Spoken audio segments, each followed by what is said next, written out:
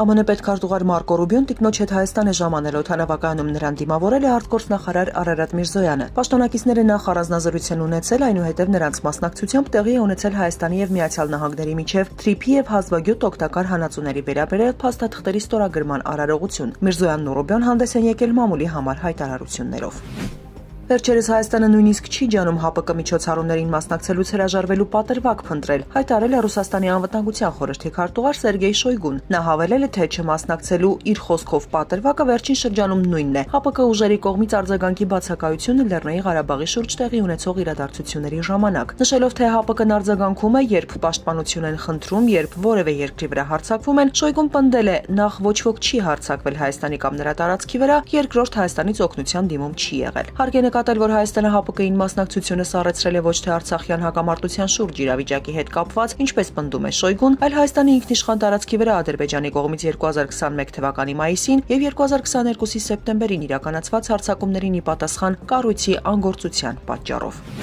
Հայաստանը սպառազինություն է ձեռք բերում 6-7 երկրից, հայտարարում է Նիկոլ Փաշինյանը։ Մայիսի 28-ին կայանալիք զորահանդեսին ներկայացվելու են ժամանակակից օտարերկրյա արտադրության զինատեսակներ, ասել է նա շեշտելով։ Կարևոր է, որ զենքի ձեռքբերման աղբյուրները դիվերսիֆիկացվել են։ Շքերթին ներկայացվելու են նաև հայկական արտադրության զինատեսակները։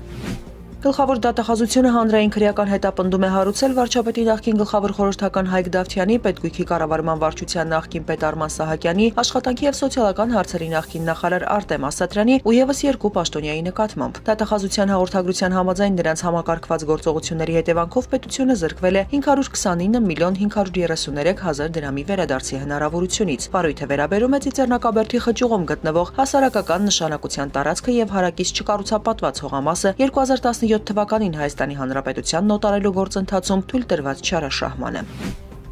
Ֆրանսիան չի պատրաստվում իր դիվանագետերին դուրս բերել Ուկրաինայի մայրաքաղաքից, չնայած Ռուսաստանի արտգործնախարարության հայտարարությանը Կիևից դեսպանատների անձնակազմերի անհապաղ հեռանալու անհրաժեշտության մասին։ Ֆրանսիայի արտգործնախարարության պաշտոնական ներկայացուցիչ Պասկալ Կոնֆարվեն շեշտել է, դա բացառվում է։ Նախորդին Մոսկվան նախազգուշացրել է օտարերկրյա քաղաքացիներին եւ դեսպանատների աշխատակիցներին Կիևից հնարավորինս շուտ հեռանալու անհրաժեշտության մասին, կապ ռազմարդյունաբերական համալիրների օբյեկտներին հարվածներ հասցնելու ռուսական ուժերի ծրագրերի հետ։